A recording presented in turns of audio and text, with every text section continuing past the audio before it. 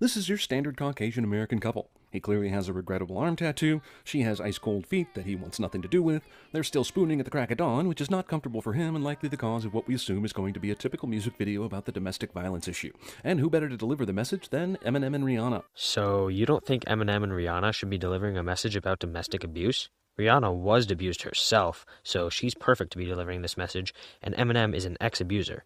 This means he knows how abusers think and act, so he is also fantastic for delivering this message.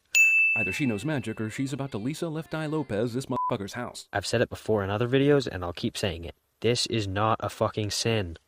So far, this is already Megan Fox's best role since playing that psycho cheerleader who kills all her male classmates. And this seems to be turning into the 8 Mile version of it. So you're sending this video for Megan Fox actually doing a good job in it? That seems more like a win to me. Has this domestic violence video reached so far into symbolism within 30 seconds of this video to have Eminem in a wife-beater tank top? Or is that just normal attire for that when M roams through wheat fields look?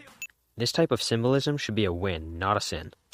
Also, Eminem was right in the middle of the workout from Rocky IV when approached to appear in this video. Rather than join the rest of the cast, he just quickly filmed his scenes and continued up the mountain. Drago! Drago! Okay, from now on, if Jeremy says something that isn't an actual sin, I'm adding 10 sins. Clearly she should be mad, but it's a Cindy with a Y. If it were a Cindy with an I, those bitches can't be trusted. Jeremy says something that isn't a sin of the video cliche. Also, we called the number on his hand and no one named Cindy answered. Instead, a hulky-sounding fella named Shane answered. Jeremy says something that isn't a sin of the video cliche. It's not that she's mad, he just has a super aggressive alarm clock. You snooze, you lose. A few teeth. Jeremy says something that isn't a sin of the video cliche. Well, that should calm things down then. Holy shit. That is the fucking point, Jeremy. She's fighting back because she's as strong-willed as he is. This video is doing a great job of showing that, but you're still sinning it. Ooh, Megan Fox has a mean right hook. That was a harder punch than any thrown by Manny or Floyd. Jeremy says something that isn't a sin of the video cliche. Baby, I'm sorry. Please forgive me for all the wrongs I've done. It's not our words. We actually borrowed those words from that guy who always apologizes in Boys to Men videos. Jeremy says something that isn't a sin of the video cliche. And now it's time to bone. And then fight. And now we're boning again. Again, this is literally the point. They have a love-hate relationship. Stop sinning shit just because you don't understand it. That's why things are so volatile. Wood paneling on the walls really darkens the room and can affect your mood. If they just painted that shit, everything would be fine. Jeremy says something that isn't a sin of the video cliche. You still with us? Okay, that was pretty funny. I did laugh. 1 sin removed. Oh yes, nothing says class like Miller High Life bottles from the night before. The champagne of domestic disputes. Jeremy says something that isn't a sin of the video cliche. Megan Fox is doing that thing around the tip of her bottle. Not because it's blatant sexual innuendo, but because it makes a cool whistling sound. Jeremy says something that isn't a sin of the video cliche. You know what'll make this situation better? Booze! What the fuck? How do you not get it? That is part of the fucking point. He has an alcohol addiction. This roof is competing against itself to see who has the biggest satellite dish. Jeremy says something that isn't a sin of the video cliche. There's no Nintendo game. Well, there's this movie called Pixels coming out where Pac-Man and Donkey Kong ravage an entire city in what's left of Adam Sandler's career. Though that's not entirely true. Okay, that was funny too. Take another sin back, damn it.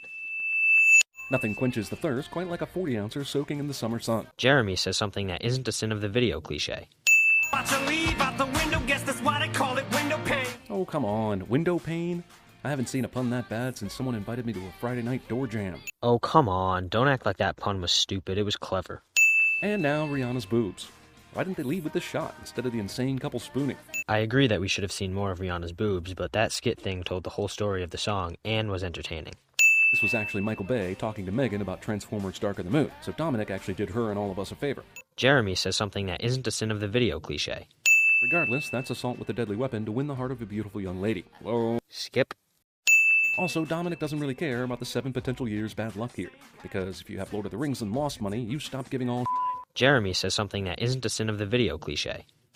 Eminem finally makes it to the video set just in the hopes that everyone was making s'mores. Okay, take another sin back. Stop being so funny. You're making my job harder.